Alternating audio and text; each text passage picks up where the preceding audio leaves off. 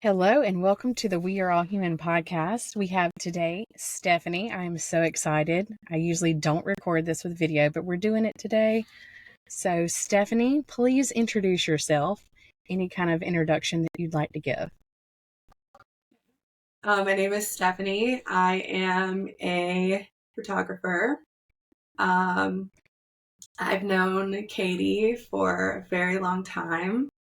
We met through church, and we've been planning on doing this podcast for a really long time.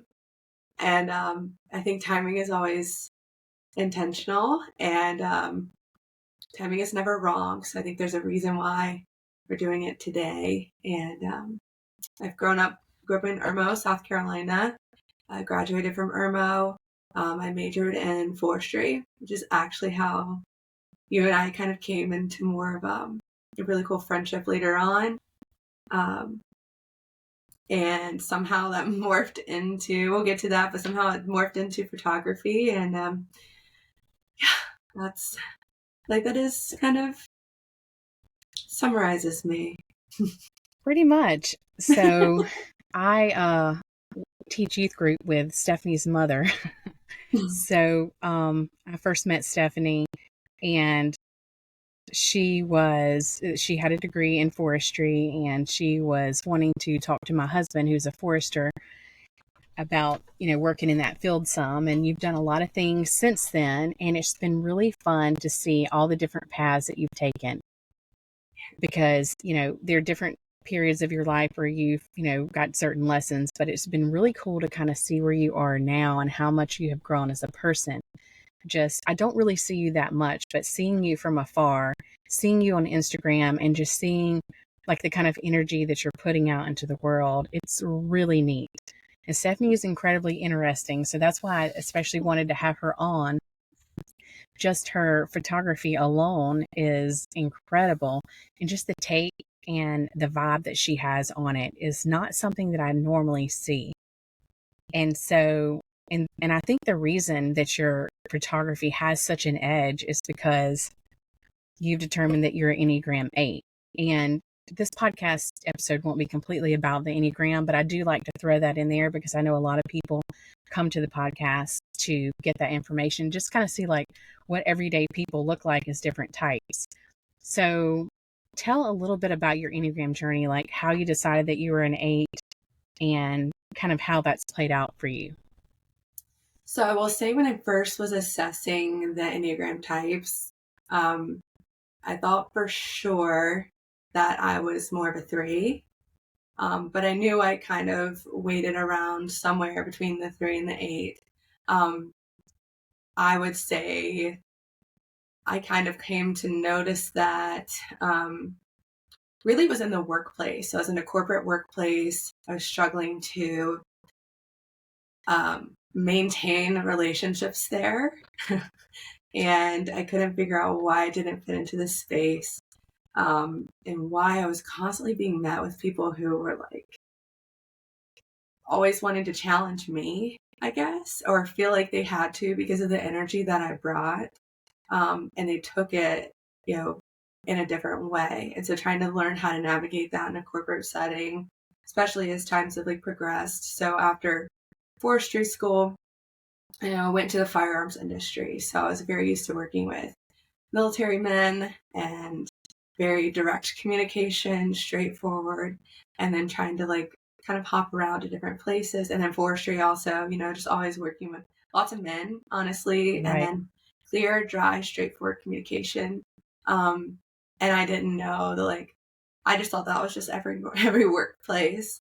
And so transitioning into a different office environment or did multiple different environments. I mean, I had multiple different jobs at multiple corporations in the digital marketing space. I've always been really data focused, very driven.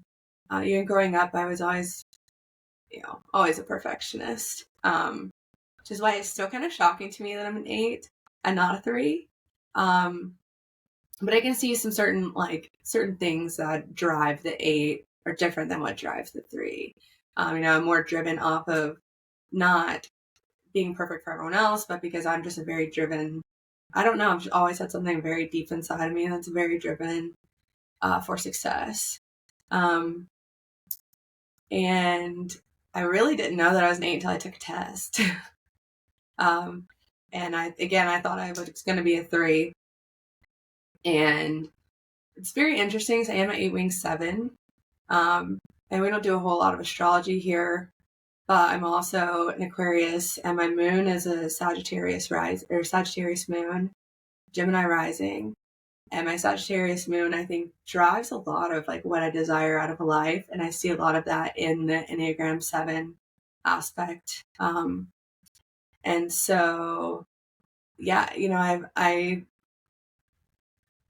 8 is one of the hardest signs, I think, or hardest Enneagrams to find acceptance in some type of, especially corporate situations where you're not the boss. Because you're having to report to other people. And that just never was my vibe. I didn't really like having to report to others, and feeling like I wasn't heard, or feeling like no matter what my opinion was, we weren't going to do it that way. We were going to do it their way. So yeah, it's been an interesting journey, honestly, because I feel like I've battled a lot being an 8, and then kind of finding out I was an 8 made me want to not be an 8. That's usually how you know it's your number. Is it just kind of, it hurts. You're like, do I do this? I was like, okay, I kind of knew I was like this, but I didn't know I was like this to this extent. And it was almost like not taken back, but it made a lot of sense, and gave me a lot to work with, because it showed me in a way how I kind of show up in certain settings that I just hadn't really been self-aware about yet. So I was also a lot younger, so. I mean, I think that really makes such a difference. Like, you can't ever like show up differently, or not that you want to show up differently, but you can't ever like temper how you show up unless you know how you show up. Yeah. And I had a pretty low self-awareness too, because I thought originally when I heard the Enneagram, I was like, I'm a 5, but didn't really read anything. I'm busy. I don't have time for that. And then a few years later, like during 2020, I was starting to like freak out like everyone. And then I was like, oh, am I a 6? But because I'm freaking out and I'm anxious, I was like, no, just the world's falling apart. It feels like it's falling apart right now. But then I realized, so I just felt like something was missing for me. And so I took my first test, and then, I was telling my husband, I was like, there's no way that's me. I was like, there's no way that I'm showing up like that. He was like, yes, you are. And I was like, are you kidding me? And still, like, it's still, the awareness is very slow for me. Yes. And this helps, like, from a client perspective, for me to understand what type of clients I'm good with working with as well, because I am going to come across in a certain way. So I need clients who, and I mean, outside of clients, just friends who understand how I'm going to show up and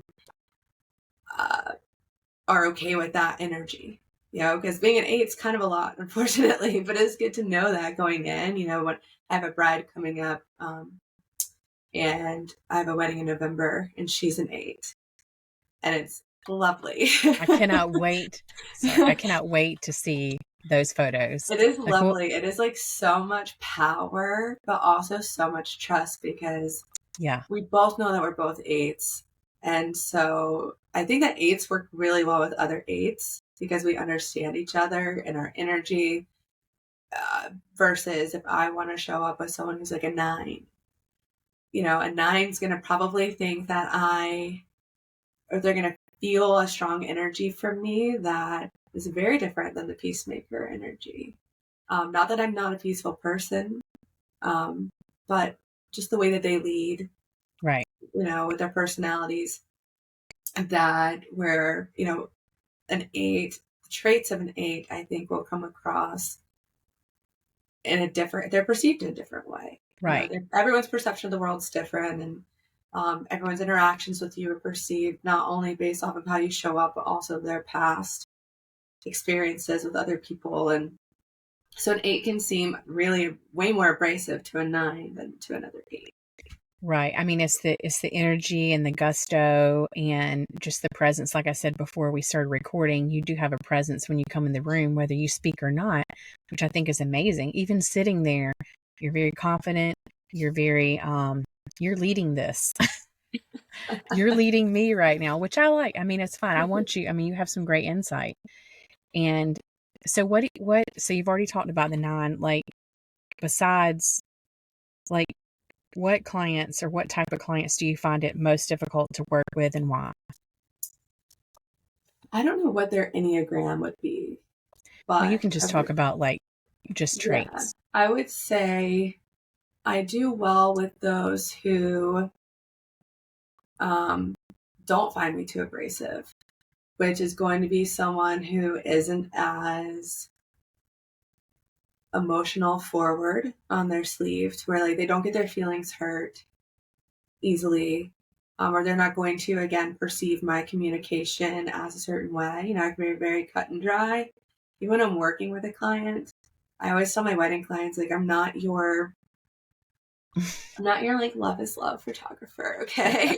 You know, like I'm here to get this job done. Oh my And gosh, I'm that's also here to give you the hilarious. best photos possible, but you have to fully trust in the experience. I use a lot of like banter and joking, and I can be very dry with my delivery. So someone that can kind of keep up with that and not take it as like I'm being a jerk or, you know, like, 'cause it's not. I'm one of the kindest, one of the kindest people. I think that, you know, you can, well, there's a lot of kinder people than me too, but I try to lead with kindness first, always. And I have tried to pull back my energy a little bit in the sense of taking time to be more quiet, taking time to listen. Um, and like we were talking about before we hopped on and started recording, like how you have a tendency to really want to like withdraw and like you can recluse a lot and not even intend to. And I have to almost force myself to recluse because otherwise I'm a very extroverted person. Um, and so I feed off of the energy of other people and being surrounded by large groups of people. Um, but then also, if I continue to feed into that too much, then I'll find myself kind of reclusing back. But as far as the sidetracked us, as far as clients, um, yeah, I do well with people who are good at taking like direction, but I also have found that I don't do well with um, a client who it's interesting because like my other type 8 client, like we work very well together. But if I have someone who I feel like is trying to overstep or cross my boundaries, pushing me too far, I will just pull out.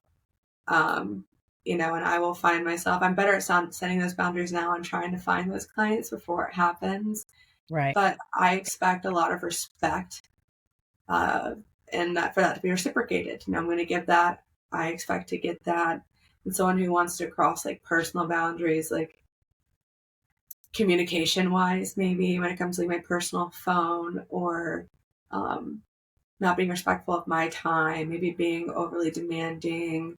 Um, I try to avoid those. I do look for someone who does fully trust in my process, and I can tell when they don't trust me. And How that is really that? hinders the creative process. It's like Curious. How can you tell if they don't trust you? They just ask you, they keep it's just asking an a bunch of energy questions. pickup for me. I Yeah. can just feel it. But you'll just notice they question you a lot. And I just when it comes, there's plenty of things, and I'm okay with coming to a conversation. There's been hard conversations I've had to have with clients before. Um, but I can tell, I can just feel it. Like either they've had a bad experience before with a photographer, or during the session, they might like question something I'm having them do. Um, and a lot of working, so photography is very interesting where you have to break a barrier that a lot of people are not comfortable with, which is, and even as a photographer, I'm not very comfortable with it, which is being in front of the camera. It Yeah. is tough. So it's really like getting to know their personality to where I can get them to open up to me and like feel comfortable. So if I feel like that personality isn't matching, you can feel it in the session. Like they just might not feel comfortable with me as a person.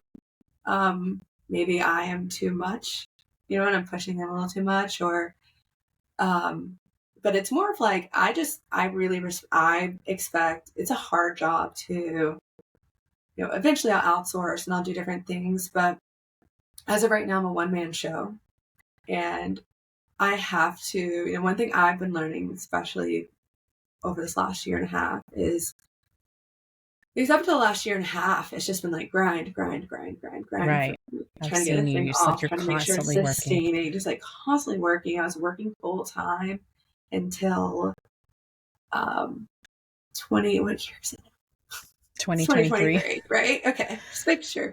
So 2021, I was laid off from my full-time job. And up until that point, I was working 40 hours a week and still running a business that was profiting, you know, or like making quite a bit to where I was working nonstop. And, you know, as we'll get to later, probably like that affected my personal relationships a lot. Um, and one of the main things is I wasn't giving myself enough time. I wasn't setting any boundaries between work and personal life. And I was actually talking to my therapist about this today. You know, the saying, like when they tell you when you're on the airplane, if we go down, you have to put your mask on first before you put your mask on your child. And that's how it feels a lot with the business. And I've been trying to focus on that now, is like the things that inspire me and make me better serving my clients is making sure that I'm also taking care of myself and fulfilling whatever those needs may be. So for me, this year, it's been lots of hiking, lots of outdoor, lots of healing, lots of discovering emotion, which is very hard for an 8. um, and really trying to be comfortable with like bring when those come up, like accepting them, feeling them, moving forward with them. And I forgot where I was going with this. Where was it? You're setting boundaries and you're learning to do the things that you want to do that fills your Oh, cup. yes. Thank you. It's like for me this year, it's been a lot of hiking and taking time away. And that's just what my soul needs. And it's very different from what I've needed before, which I've always just inundated myself with like more people, concerts, like going to do as many things as possible. And I think a lot of it was me trying to avoid sitting in that silence and trying to avoid that like alone time. Um, and I think that also is seated in some other things like childhood, you know, kind of like what my home life was like and the dynamics that I grew up in, and just like the communication styles that I've seen before. So silence wasn't something that I was used to. And my family's not a quiet family. We don't fight quietly. And so, you know, trying to, like, I just hadn't been used to stillness, to be honest. I mean, I totally agree with that. I mean, that was one of the big realizations I had as an adult, is just not used to that. One thing that we talked about before we started recording is you said that you resonated more with the 8-wing 7. Do you feel like there's a bit of a pull sometimes? Like the 8 is more like, I need to grow up quick, and the 7 is like, I don't want to grow up. Do you feel like that's a internal pull a bit? All the time. I joke all the time that I feel like I'm a walking paradox anyway. Some of that I think is backed in, you know, some other personality types too. Like that's very common. I've been Aquarius as well to be. They're very like I feel like I'm a very morphing person. So I could have a conversation with someone with a perspective, and then have a and see that perspective and understand, or try my best to understand that perspective, and then have a conversation with somebody else with a completely different perspective, and they can almost have me convinced at times. And I'm able to see that side. I think it also exemplifies itself throughout the way that the style of how I've started running my business. So I've now gotten to a place where like I'll come home, especially right now. So I'm home, well, not this second, but I've been flip flopping between a month of grind, as much grinding as possible, so much work, and then I take a month off. And then I have to have a month to just go. Because if I feel like I don't have any freedom and I'm like locked into something, I'll start building up resentment. Yeah. And then I resent this thing. And that really happened and was showing itself this past year and a half, especially the past 6 months for me, where there are points where I was ready to walk away from that business. I think this is a really good time to, I want to say one thing before we talk about the summer. Are you ready to talk about that? Yeah. So one thing I do want to say is it is said oftentimes with different Enneagram teachers that one of the easiest ways to start growing is to lean into the wing that you don't normally wing to. So what I'm hearing from you is the rest and the stillness of the 9 playing in, giving you a bit of balance. I can see that. So that's been the biggest thing I've been trying to learn this year. I feel like a lot of times too, and I don't know where the two conflate or are mutually exclusive. Like it's kind of confusing, but as I've been going through my therapy journey and just like a healing journey of my own over the last year and a half, I've been learning. So like we were saying before about how I was working so much, it was affecting my relationships, right? And that through going to therapy, learning that I was always operating in such this like need to control, and wanting to control every aspect of my life possible. And that came with also wanting to control how I felt. Right. And trying to suppress a lot of things. Like, no, we're not feeling that right now. And I thought for a while maybe my Enneagram 8 was a trauma response from my abusive marriage. That like maybe that was just my way of feeling established and feeling like I had some sense of control over my life because someone had control over me for so long. Right. I see what you're saying. And as through therapy too, it felt like I've learned a lot that I tended, not anymore, but I tend, and when I'm in stress, I revert back to this. I tend to operate really strongly in my masculine and kind of learning the difference between like, not masculine as in like what we would think, I guess, as a typical masculine, but that masculine, like trying to force things and trying to control things. Right. And then trying to operate more my feminine which is interesting too, because as a person, I've always felt like I flip flop between like a sports person and I love to be outside, but I also am now trying to discover this new side, like feeling feminine and dressing feminine and doing different things to take care of myself to feel feminine, but mainly embracing the feminine energy of divine timing, of operating at a space of, or pace really, of like calmness and peace. I feel like I used to be, and I used to assert this a lot, and I would blame it on my age, right? I would say like, I'm such a strong-willed person. I want to give them, I remember sitting in my old job. It's interesting. So I've always worked in marketing and I've always worked alongside to support sales. And honestly, I probably should have always been in sales. But my sales guys would hear me and they would say, Stephanie, we love hearing you on calls because you're so opinionated and you're so straightforward. And I think that that's great. When I'm trying to get a job done, that's awesome. But also trying to pull back and realize like a lot of times I've also, like I said, been very extroverted. But through my most recent, which we'll get there, the road trip, one of my biggest key learning lessons there was that like I am talkative out of anxiety. I'm talkative out of insecurity. Not all the time, but a lot of times. And trying to pull back on that and learn to listen, operate at a slower pace, not be the loudest one in the room. Because now when I hear someone that's like really loud, I even think to myself, like, what have they experienced? And what are they maybe internally compensating for being so loud? And I think that there's a place for presence and strength without being loud.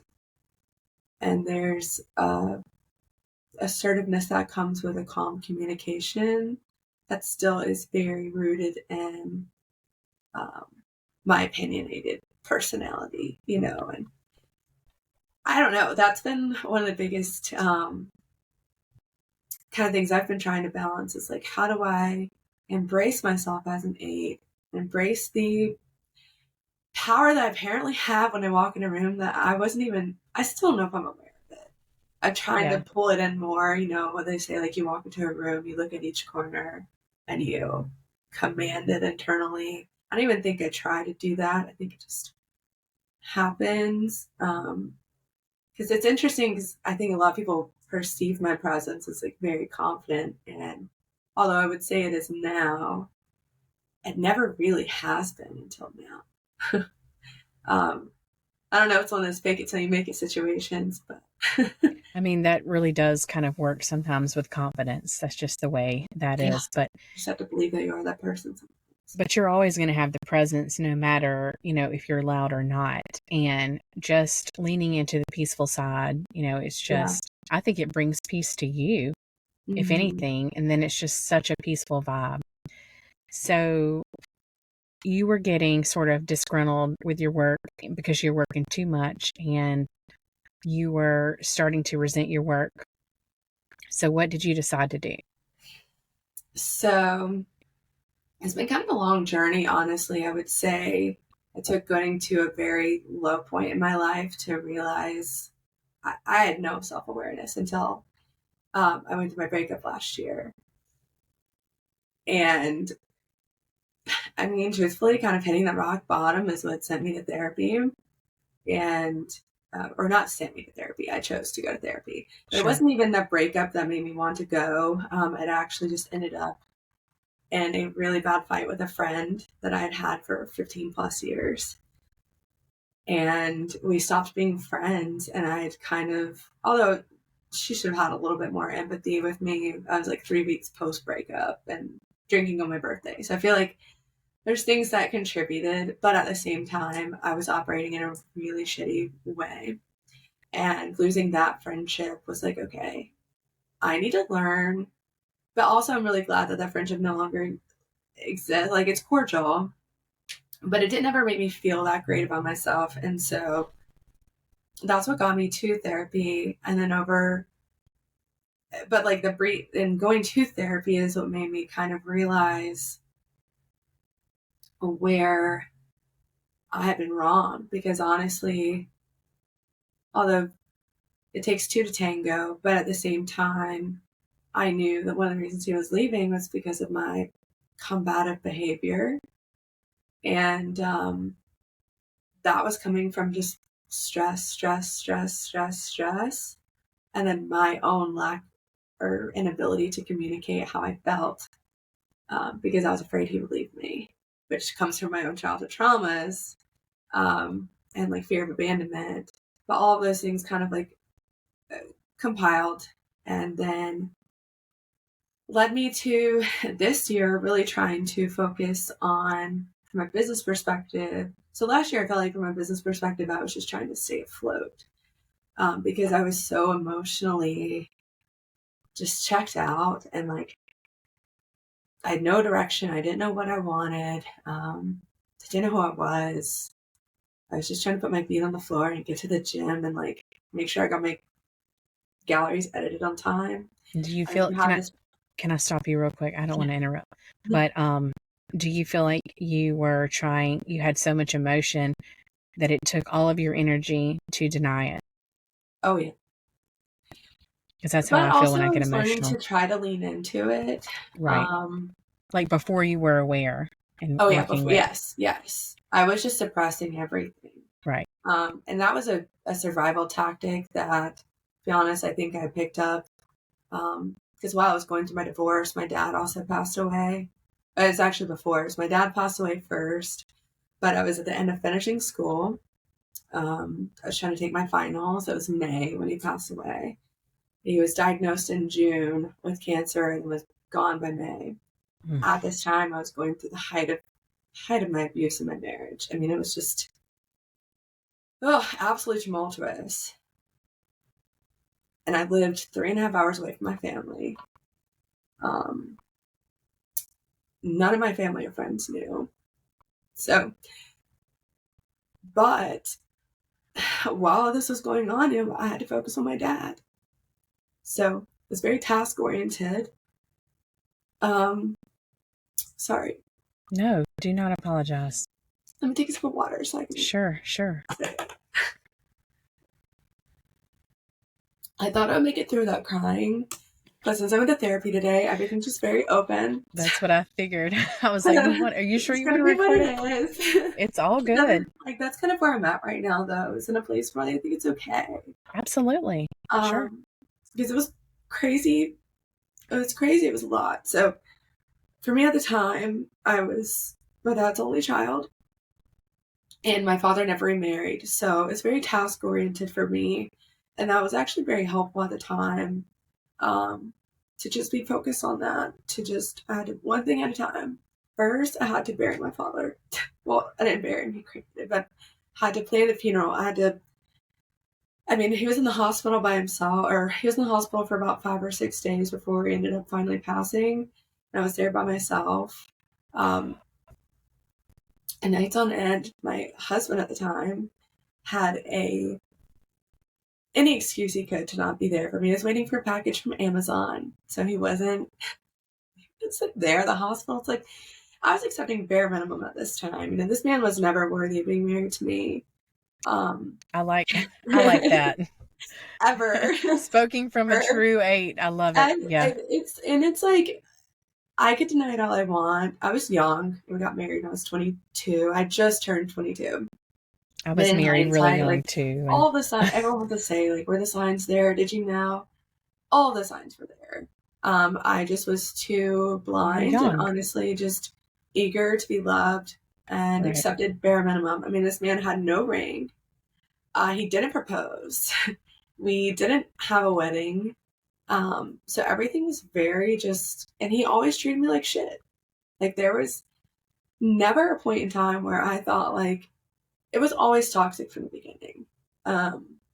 Maybe not the first 2 months, right? But the first year and a half of dating was very was very like that. And here's the point: there's a lot of things that go into those feelings. But we were literally in the car one night, and he was like, 2 weeks before he was about to deploy, "Oh, do you want to get married?"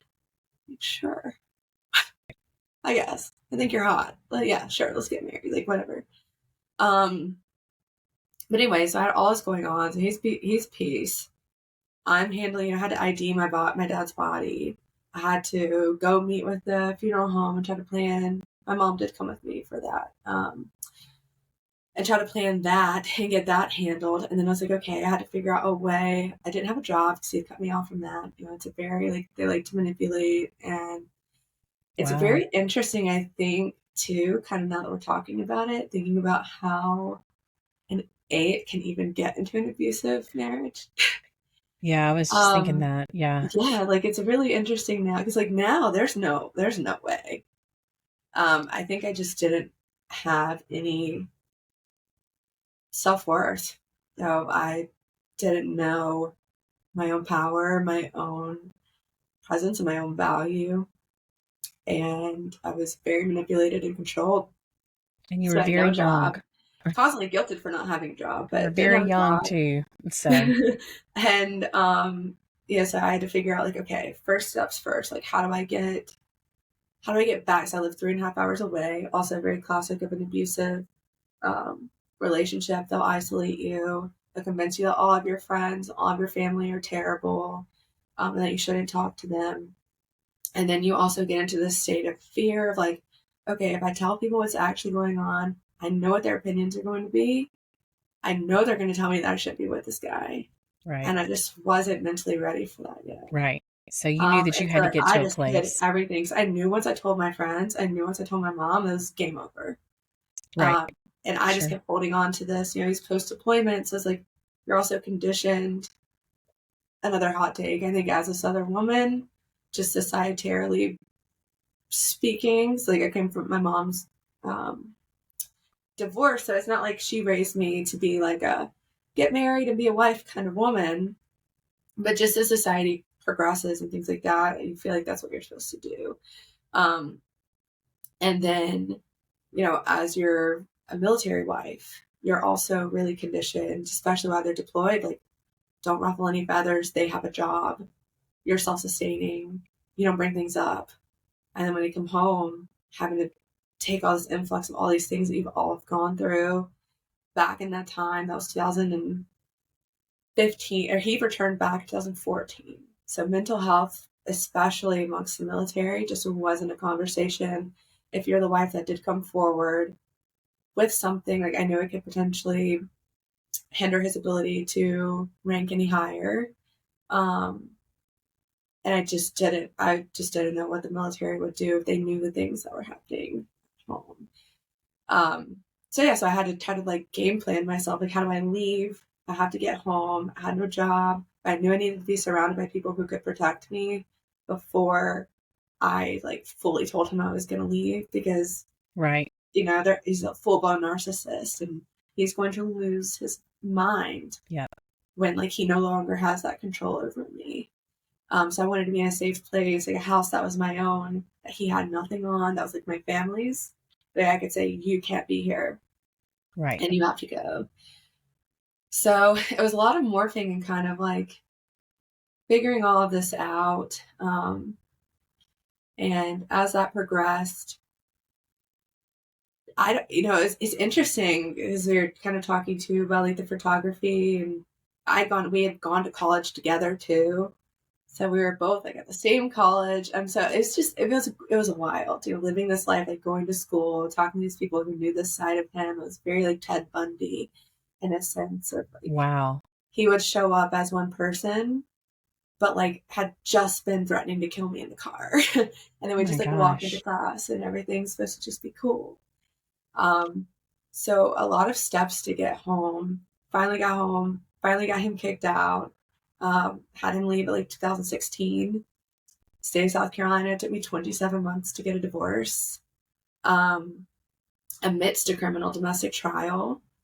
And that was actually the breaking point when my family finally found out what was going on, is because I ended up in the hospital. And, they ended up calling the police. I still sadly probably wouldn't have at that time, because you're in this it's a wild complex. So I feel like after the divorce is where I finally started to discover, like, who am I?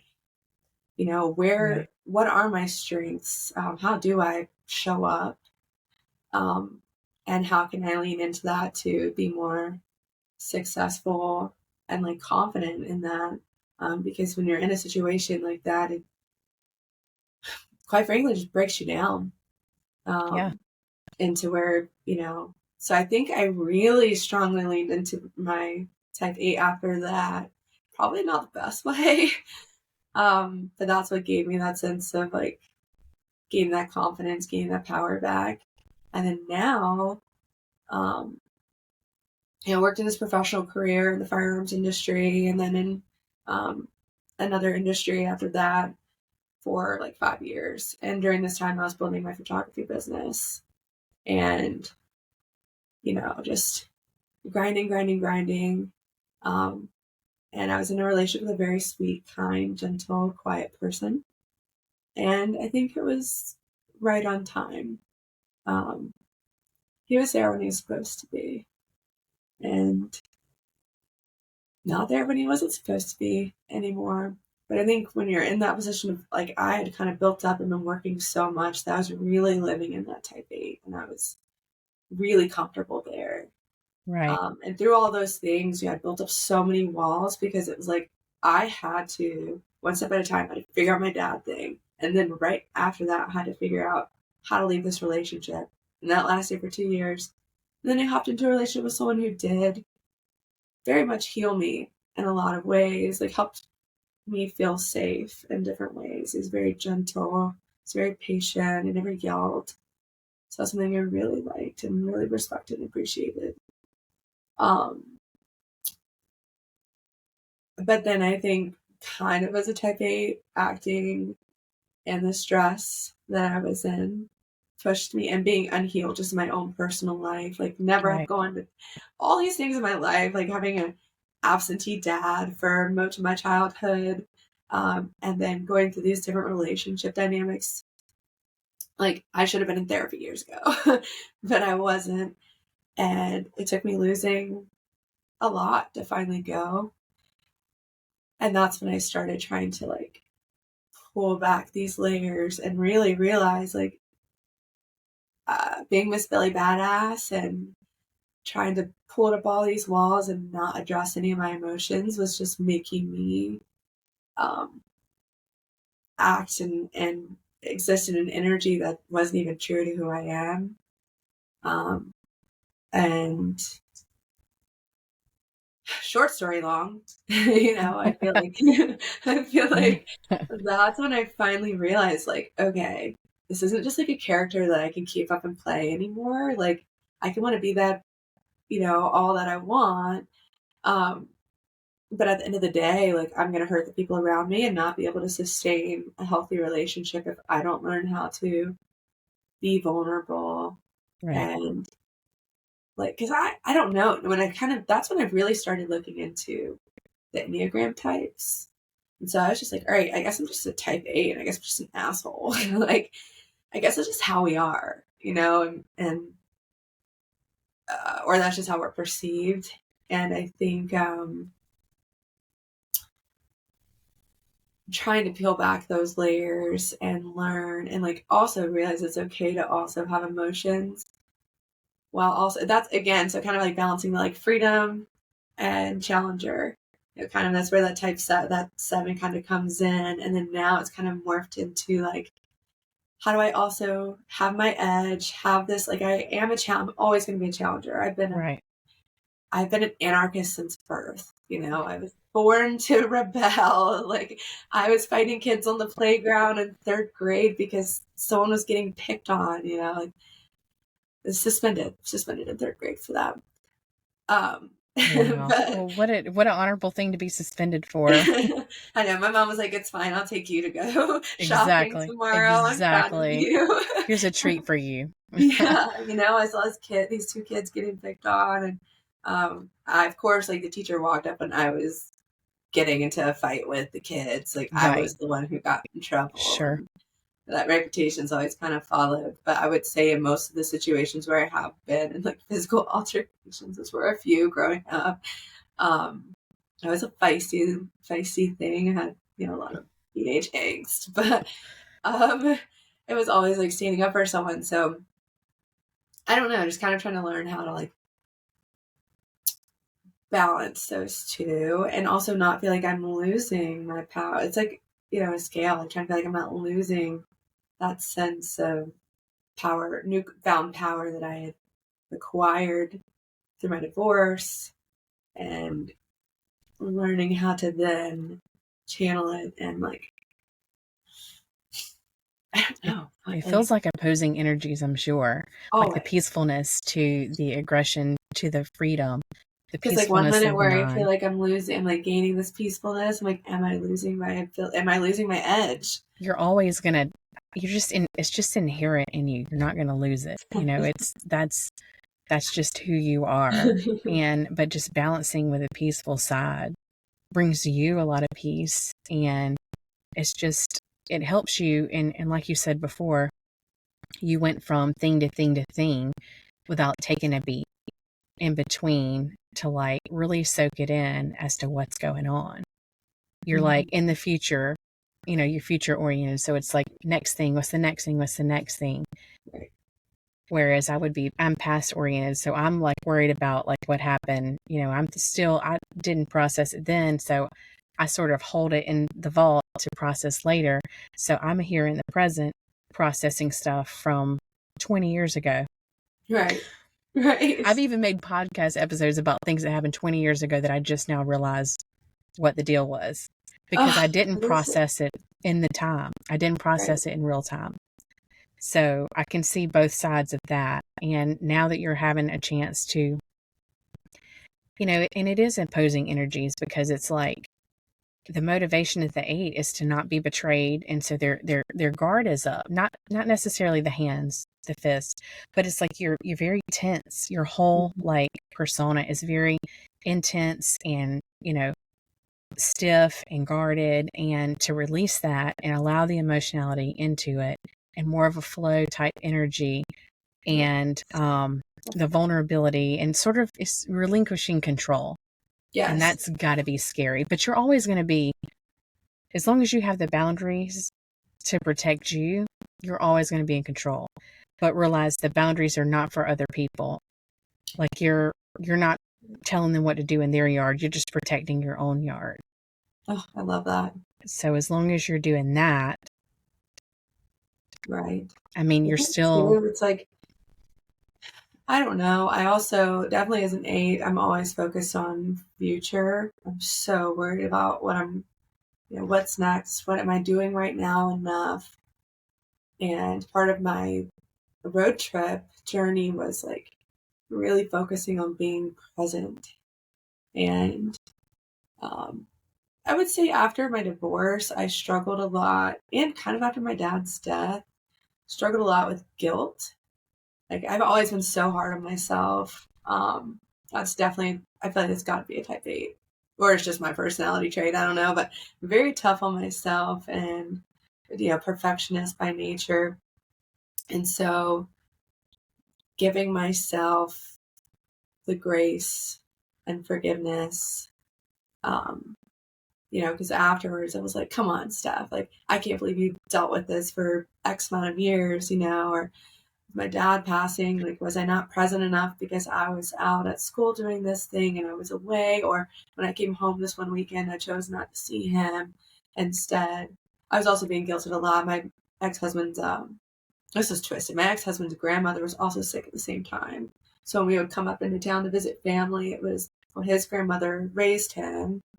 And my dad wasn't in my life a lot growing up. So because of that, we needed to see his grandmother and not my dad. Right. With the limited amount of time we had. So my dad got the back burner, and I felt really guilty, like held a lot of guilt about that. But especially with leaving the marriage, and trying to I still kind of struggle with it sometimes. Why do you think you have guilt about leaving the marriage? I just should have known better.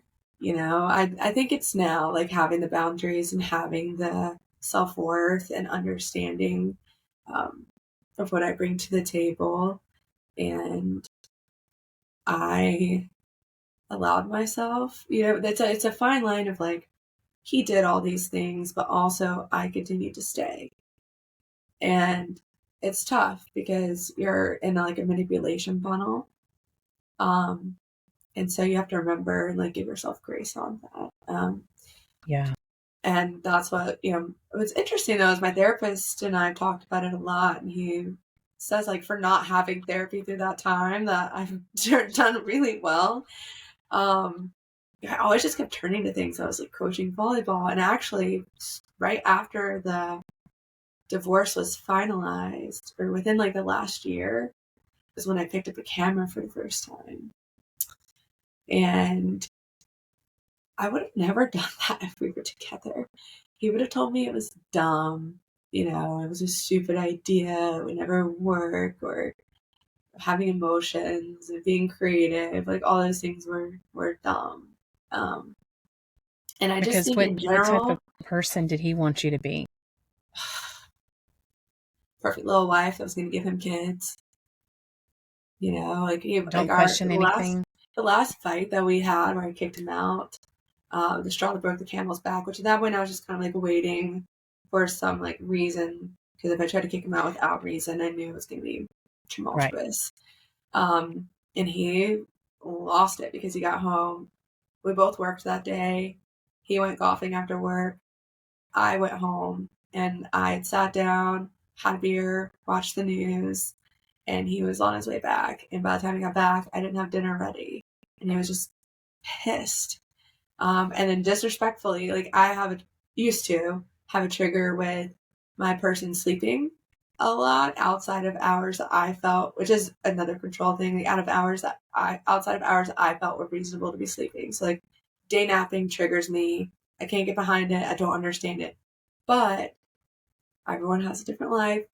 But at the time, I think that comes from my father. So when I would spend a lot of time with him when he was younger, he worked night shifts. I just didn't know as a child why he was sleeping when I was there.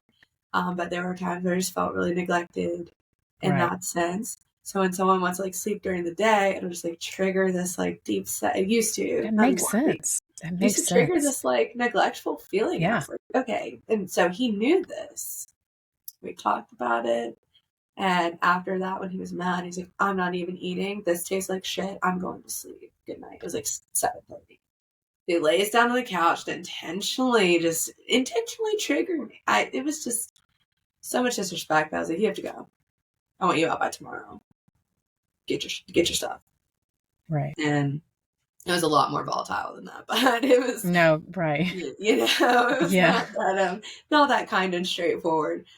But I don't know. I think as a perfectionist and as someone like now, you know, I expected better of myself, and so trying to let go of that and just understand that like it's okay, and I'm not in it now. You know, we're actually almost to the day we're almost 5 years out from the divorce being finalized. Just crazy to think that 10 years ago I married somebody as a baby. I mean, my first marriage, I got married when I was 18.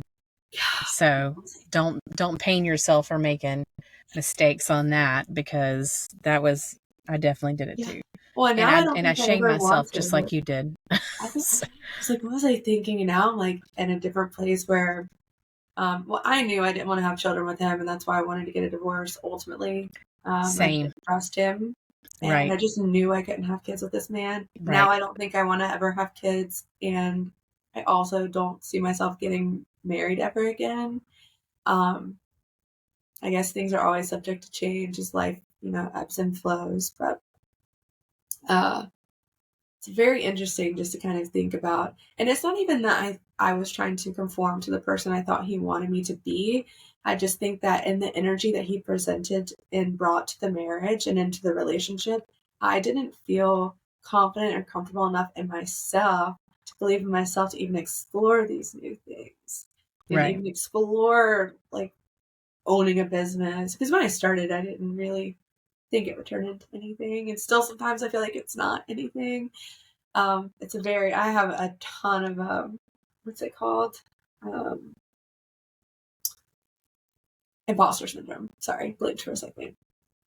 It's very common in high achieving individuals. I just read an article on that in Forbes. It's very common in successful people. Because it's like you reach a point of success, and then it's like, is that really success? I don't know. Like, have I actually? Was I lucky? Because I see like the shortcomings of like what I'm doing, and again, always critiquing, always trying to be better. And so I think that like always being better than who I was yesterday sometimes can get conflating. Like, it's great motivation and great drive, but also, you know, you have to be gentle with yourself, and like it's hard to motivate yourself out of shame.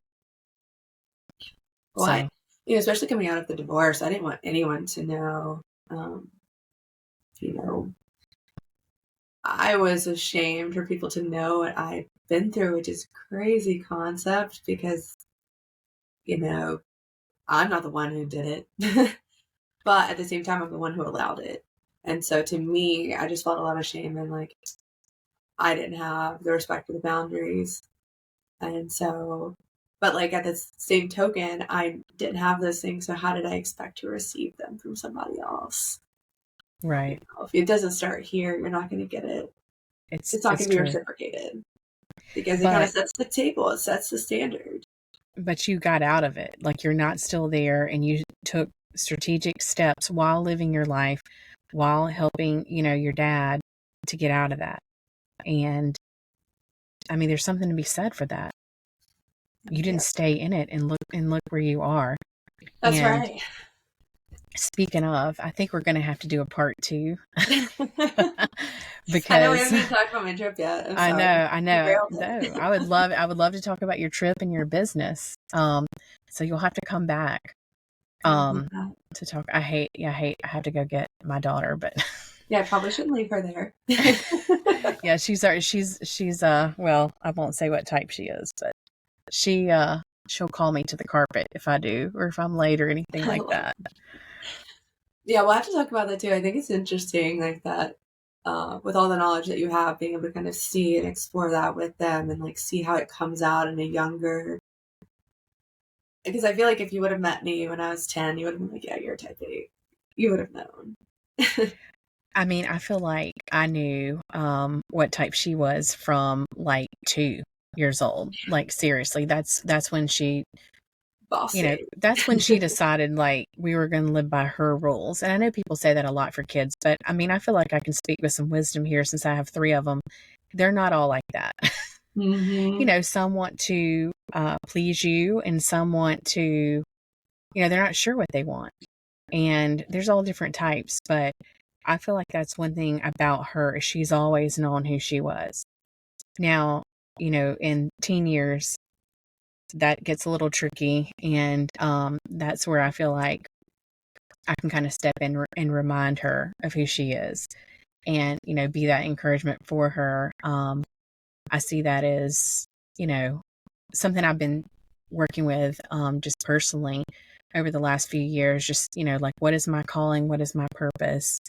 Not that it has to be some grand thing, but my brain tells me it has to be. My heart tells me it has to be. But I think right now that's what it is just to help these kids not forget how important they are as individuals, no matter what they are. Right. And I think every human being really does need that. I think we all need encouragement. And I think a lot of times we don't know who to talk to whenever we need to have an honest conversation. We think it's got to be a pastor. We think it's got to be a therapist.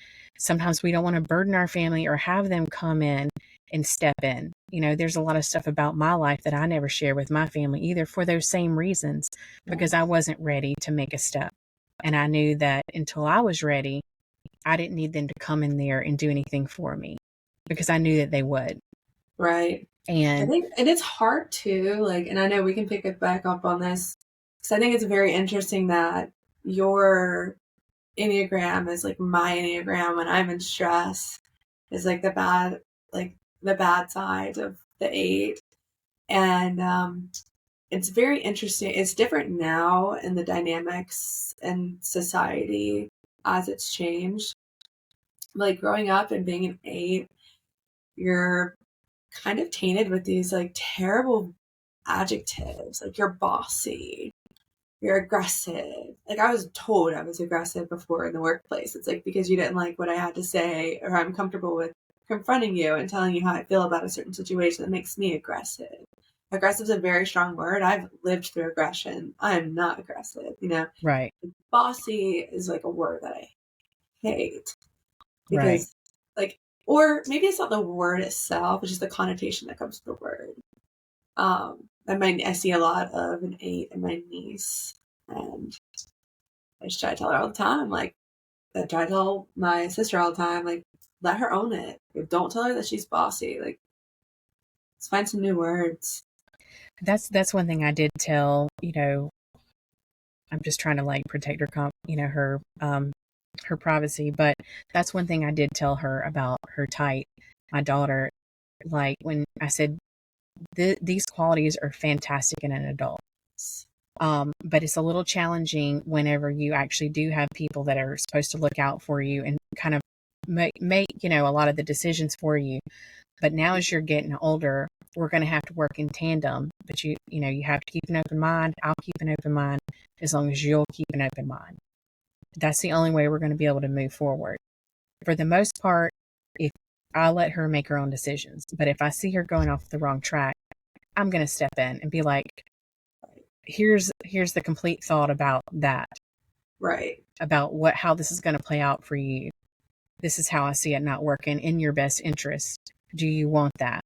And knowing she wants autonomy, knowing she wants freedom, I said, you have to learn how to do things so you can get that. And you have to be willing, to lend an ear to someone who might know a little bit more than you to be able to get the things that you really want. 100%. Yeah, I think too, I don't know, my personality type's always been, the more that I feel like someone tries to cage me in, you can bet I'm going to do everything I can. So my poor mom, I feel like I struggle with that a lot. She's like, why don't you just listen to what I'm telling you? I'm like, because you're telling it to me. You're not letting me try. You're not like, I need you to lead me to that. And the more you try to box me in and restrict me on these things, like the more I'm going to want to disobey. I'm not trying to. That's just in my nature. Right. It's but if you would come up and say like, okay, instead of saying like, you need to be home by 8 p.m. at 16 or 17 years old, instead of saying like, why don't you tell me where you're going, what you're going to be doing, you had a much safer high school experience, right. Instead of trying to bust out and do what I wanted. But well, I may be giving you a call as things progress and everyone gets older. She did ask to go to a football game the other night, like without adults, and I was like, I'm gonna need a second to think about this. Like, I know that this is a new era for us. mm-hmm. And, not ever having dealt with that, she's our oldest, you just have to kind of take a beat and figure it out. And we ended up saying yes, but I just need a second to kind of let it process through. Yeah, because if you tell her no, then you have a whole different wheel of emotions it's like, why don't you trust me? Why don't you trust me to go do this? So you don't think she said that. She was like in our face, like looming over us. And I was like, we need a second. Yeah. I'm not saying no, but I'm definitely not going to say yes while you're standing over me. Right. You also can't intimidate me into. Right. And she thinks because she can, hard. honestly. She want to be like, oh, like, I want to do what I want. I need you to cave. I need you to give it to me. This is what I want. Yeah, but I mean, you have to stand your ground as a parent with that. Yeah, I love that. I love that. Well, definitely come back, and we'll have a part 2. We can do it soon, so it's on your. Yeah, I would love to talk about my trip. I think it's actually probably a cool backstory to kind of hear all of that and kind of how it led me to my trip. Yeah, I don't want to do it in 5 minutes. I'm sorry. Do what? So I'm chatty. My bad. No, I'm chatty too. No, I knew that we would have a time constraint. But do come back and do tell us about your cool summer. What is the word I'm thinking of? Sabbatical. Yes. I mean, it's not really sabbatical since you did still continue to work and build your portfolio. Right. But it was a sabbatical. Yes, right. It was a sabbatical away from your, known routines. And I can't wait to talk about it with you because I just love that, like, every time I was posting something, I was kind of being discreet about where I was. And you're like, that's that trail. That's that trail. Yeah. I think I had read about it I had to do it for a report at work. So I think that's probably why I knew. But anyway, I'm so excited for you to come back, and thank you for spending this time with us. So, all right, Thank you for having me. Bye, Katie. Bye. I'm gonna stop the recording. Okay.